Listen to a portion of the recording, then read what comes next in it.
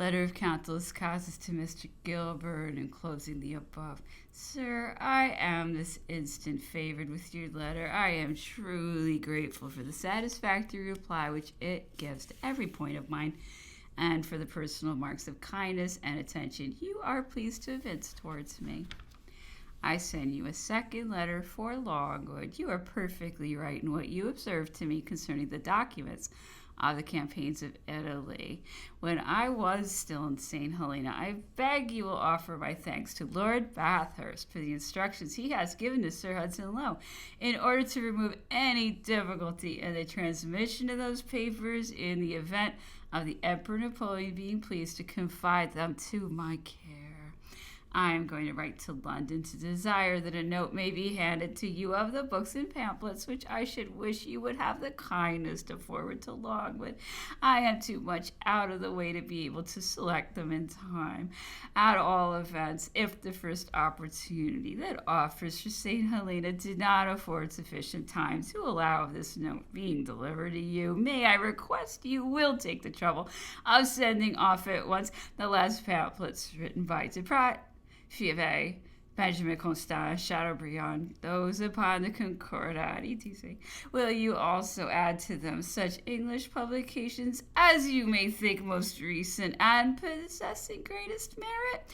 Will you have the further kindness to subscribe to the Journal du Commerce for the establishment at Longwood, provided, however, they do not already receive a French newspaper since my departure, and also at your choice to any of your opposition papers? The Courier and the Times, being common in the island, were lent to them. I shall most punctually repay the amount of your disbursements, and only request you will not allow these small debts to run up too high, nor draw upon me for their amount at sight. I have no funds at my own disposal, those that I have been fortunate enough to offer and to see accepted not having yet been returned to me. I'm therefore compelled to apply to the purse of others and of everybody. I beg for Belisarius, encouraged by the kindness of your official answer, and in the hope also of finding you disposed to oblige, I shall so far extend my requests as to beg you will be kind enough to include in the numbers of articles which you will send out to Longwood some things which I consider likely to contribute to the comfort of the prisoner of Longwood, or essentially necessary to his health. Would you be kind enough, for instance, to procure some pounds of the best coffee that can be found in London, and a certain quantity of the best vin de Bordeaux that exists? I know by experience with reference to the last article that it was possible to get it on the spot out of the cellar of the growers themselves at the rate of 6 or 7 francs, which was superior to all that the trade could supply. I could attach some value to the possibility of procuring something of the kind. I can assure you, sir, with perfect truth, and without the least feeling of animosity and ill humor, that it happened but too frequently that the wine presented to Napoleon was not drinkable, and that most of the articles destined for his use were of the same description. You will the more easily understand this when you reflect that the articles of provision supplied to us were furnished by contract.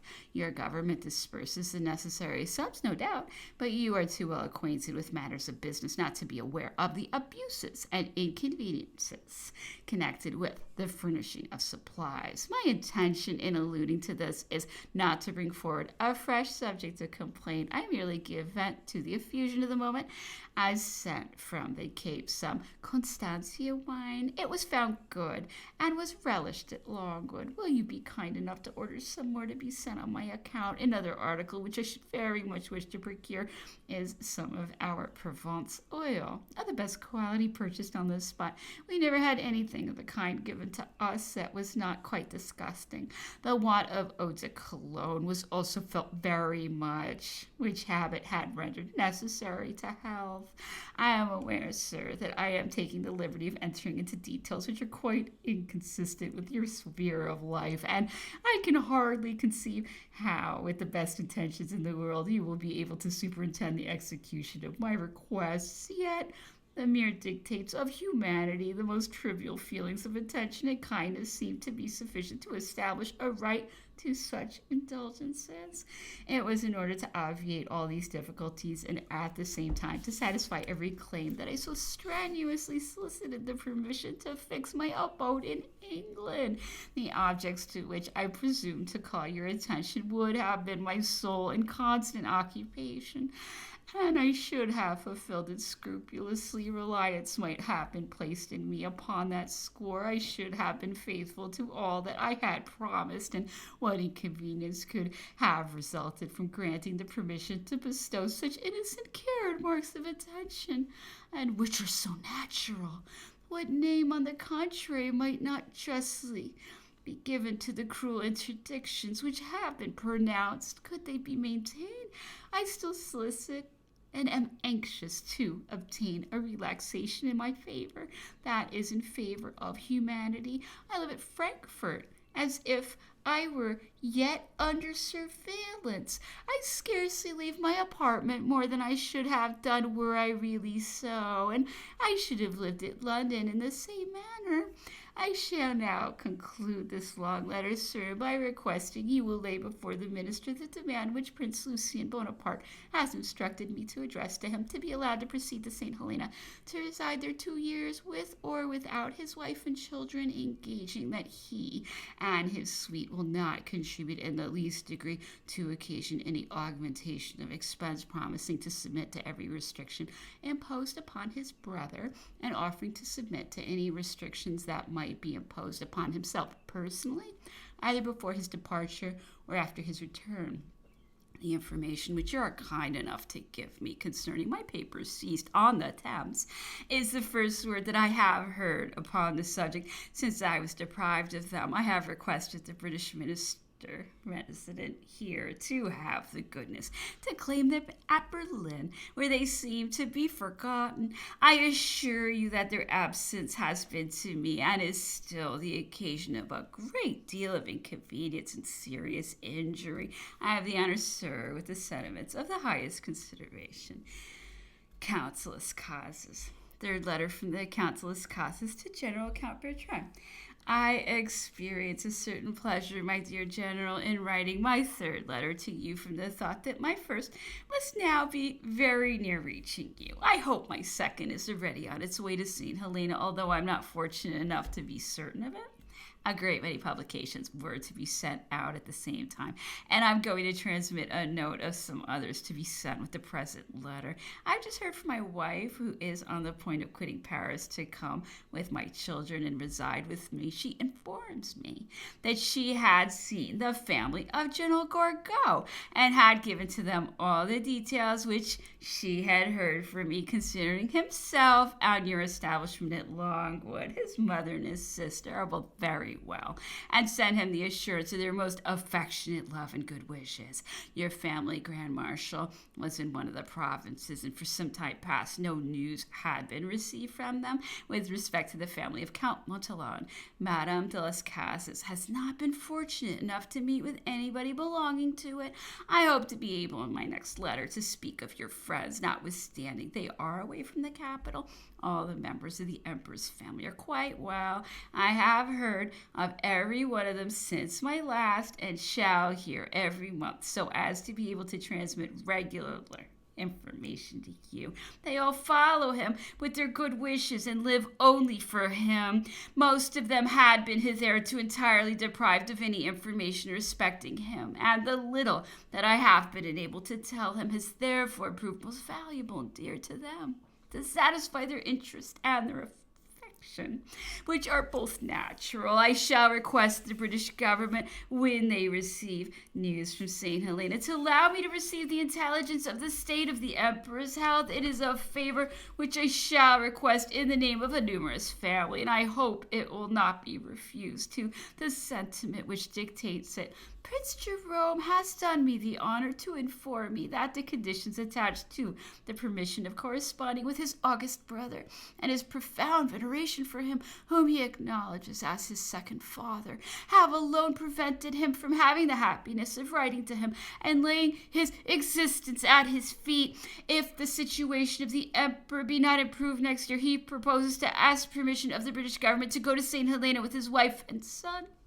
Supposing that such a voyage could not be opposed by any reasonable objection, the queen his wife, to whom nothing is foreign, that is noble and elevated, is inspired with the same sentiments, and expresses the same wishes. Cardinal Fesch also writes to me in the name of Madame, and in his own, requesting me to observe that being the only two whose attention is not divided by individual ties arising out of the consideration of a family and the fear of exposing it to inconveniences, I must apply to them in preference for everything that can contribute to alleviate in any way the horrible situation of the Emperor, Count Servilliers, whom I have the honor of seeing very frequently and whose wishes are incessantly turned towards St. Helena, is in a very indifferent state of health. She suffers very much and even occasions some uneasiness.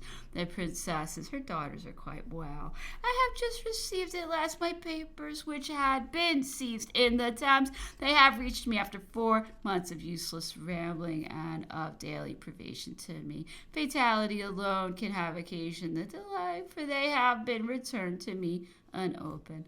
I long very much to hear from you and to receive your commissions. Unfortunately, the distance is so great and the communications are so irregular that I shall have yet to write for some time. Ask me for everything you want. Until then, I am reduced to guess you will soon receive that part of the Moniteur which you have not. I write this day on this subject. I have at last received a letter from my agent in London. He informs me that he has honored my bills, which I am happy to hear. He also informs me that he has received besides from you 2 other bills, which he has been under the necessity of refusing for want of advice or authority from me. I'm sorry for this. Since I have left you, I have not been able to communicate with him. I have immediately answered his letter, directing him to remedy the evil as far as it lies in his power. He does not, however, give me any particulars respecting those bills. My health is still as indifferent, not to say much worse. I am quite disheartened by it, and the more so as the season is getting very fine. And this circumstance does not, however, produce any beneficial change to me.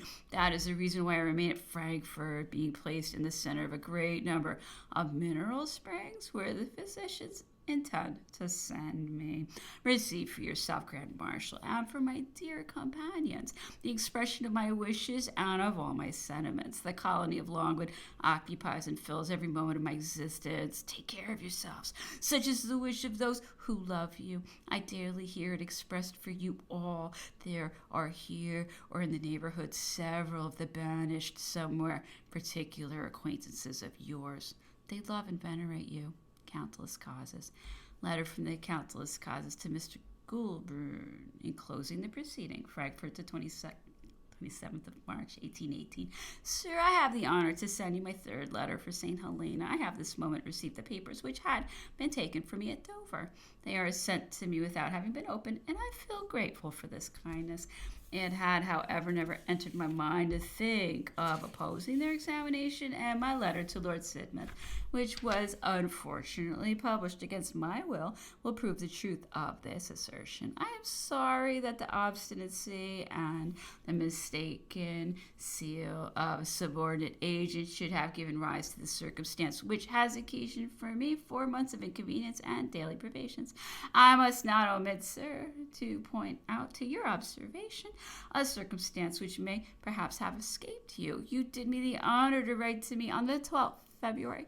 Your letter was delivered to me by His Britannic Majesty's minister in this city on the 28th of the same month, and in the Times of the 2nd March. There's an article containing the sense and almost the very words of your letter, which it is therein asserted that I had communicated, but as I could not have forwarded that letter to London in 24 hours, I need not justify myself to you, sir, against the charge of any indiscretion.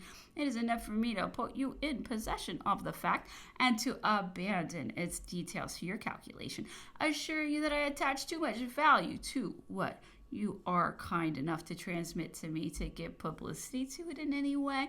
I owe that consideration to the kindness you have shown towards me and to the respect which I entertain for you. I request, sir, that you will subscribe for the establishment at Longwood to the Minerva Française, and to continue to supply them with the new publications, both French and English, which you may consider to possess some interest. Cardinal Fesch writes to me from Rome that he has twice offered his collection of the Moniteur for the establishment at Longwood. They have already at St. Helena as far as 1807. It is therefore only from 1808 until the present year that is wanting. If you have any objection to send out those years transmitted by the Cardinal, would you at least allow them to replace those that you yourself would have selected and sent out? Motives of economy dictated by circumstances oblige me to venture to make this proposal to you.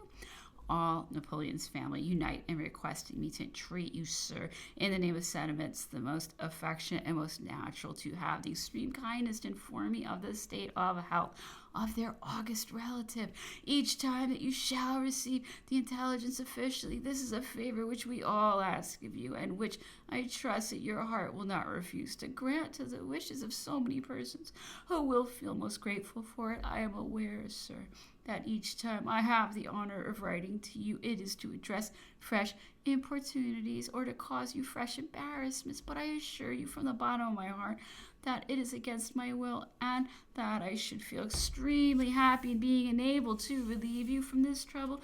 This naturally leads me to ask you, with a view to the interests of humanity and of our mutual advantage, whether you can inform me, not in your public capacity, but as a private individual, if I am to give up all hopes of going someday to England, there to fulfill the sacred duty to which I have piously devoted the remainder of my faculties and of my days. If I could entertain the least hope of being allowed to do so, I should, from tomorrow, begin again to apply officially to Lord Bathurst for permission. But if I must definitively abandon that hope, I shall carefully avoid taking a step which would only have the effect of giving rise to observations and again bringing forward bitter complaints, which it is my disposition to avoid as much as possible. Countless causes. Fourth letter from Countless Causes to General Count Bertrand. Frankfurt, 15th of April, 1818. Madame Las Casas has continued her inquiries respecting your family and that of the gentleman I have myself written direct. The answers have been forwarded to me through my valet de chambre. I have learned that your family were well and undisturbed. The sister, General Gorgo, has written me a very agreeable letter full of tenderness for her brother. As to my third attempt, strongly repeated, it produced only absolute silence. You will find, Monsieur Grand Marshal, my details very barren. It is not my fault. I write to you everything I can. You will do wrong to judge by my want of matter of all my cares and incessant exertions. I continue to receive news of all the members of the family of the Emperor. They are all well in health. His son continues a fine boy. The Empress, they write me, is very thin. I have lately seen a person of the household of the Princess Murat. He was specially charged to describe to me her tender solicitude for her august brother, her devotion, and her wishes. I have received a letter from the Princess Eliza full of the same sentiments. They all live only to think of him whom they hold so near at heart, who loaded them with kindnesses and now absorbs all their sentiments. The Princess Eliza resides at Trieste. She informs me that she has written 5 times to St. Helena. The Cardinal writes to me that on his side they have written very often from Rome. I have received an answer from London to the request which I had made, and of which I informed you in my last, for leave for Princess Lucian to visit his august brother. The answer has not appeared sufficiently explicit for me to send it to you before I have a new explanation. Prince Jerome, who talked of making a like attempt next year, has not been able to postpone for so long a time a step, the success of which would delight his heart. He is going to address himself to the Prince Regent for permission for himself, his wife, and son to undertake the voyage immediately. The Cardinal has given me a very full account of all the members of the family settled at Rome. The Princess Hortensia enjoys tranquility at Augsburg, where she is occasionally visited by her brother. She is occupied with the education of her second son. She has had the eldest with her for several months, who has developed during his short visit all the qualities which honor, attach, and interest. He has returned to Rome to his father, who is settled in that city. I hope that my first letter has reached you before this, and I reckon on the days and hours that will bring me your answer, because then I shall know more particularly what I can do to be agreeable to each of you. Be assured that I and mine only live for this, and that death itself could not interrupt the course of my efforts for that purpose. I shall have provided a successor. Let me know then. Know all your wishes. Nothing will be impossible to my zeal, to the affection and devotion of those who assist me. I have received a very polite answer from London respecting all the articles which I desired to be sent to your address. They assure me that they are going to send you the several pamphlets which I mentioned. They have ordered, they tell me, the Morning Chronicle and the Journal du Commerce of Paris, which they say is the best. As for the rest, upon this point, as upon every other, write to me your wishes. Tell me everything that may give pleasure to the establishment. As to provisions, wine, coffee, oil, which I mentioned in my letter, they answered me that they had sent you a considerable supply, and of the best quality. They have sent me the list. They add that Lord Holland had sent a quantity at the request of the Princess Borghese. They have sent me a list of that also. My health, unfortunately, is still very deplorable. I see no amendment. The physicians insist that I shall entirely abstain from business. I'm going to take the water somewhere. I shall most probably inform you in my next of my departure from Frankfurt. I have had an opportunity of seeing here several of the banished who have found a temporary refuge in this city or its vicinity. They flatter themselves daily with their speedy recall. Public opinion demands that they are told. It is thought that about the end of the year all the French will be at liberty to reside in France. I have, however, myself been a stranger to the severity exercised towards them, but doubtless causes on her return to Paris received from old friends a great deal of advice and many offers on my account. They pressed forward in the most obliging manner to offer their services and their influence, but she has constantly answered that in reality I wanted no assistance, and it was not my intention, moreover, to put the kindness of anyone to the test, that I voluntarily banished myself for a holy and religious ministry. And in fact, I shall no more have a country, Monsieur Grand Marshal, as long as you shall be where you are, and there shall remain a single chance that my efforts, my devotion, my zeal may be able to afford you any useful or agreeable consolation. Until then, I shall be a wanderer in the world. I shall carry about everywhere, if it must be, my atmosphere of sorrow and zeal. On your part, keep me in your remembrance. Give me the consolation of imagining that our thoughts cross each other, and sometimes are interchanged. Patience and courage are the virtue of heroes. Who knows better than I that they belong to you all? Adieu. I embrace you. Countless causes. P.S. I have written to them to send you the Minerva Française, a new work in great repute, which has succeeded the Mercure and the Bibliothèque Historique, of which so much has been said. I expect my wife every day. The moment she arrives, I shall send my son to travel. He is of an age to finish his education. He requests that you and Madame Bertrand will accept the expressions of his gratitude for the kindness you have always shown him. Letter from Countess Causes to Mr. Gilbert, addressing to him the preceding. Frankfurt on the Main, the 26th of April, 1818. Sir, I thank you very much, and with sincere gratitude for the punctuality with which you have been pleased to answer my letters, and the details into which you have condescended to enter.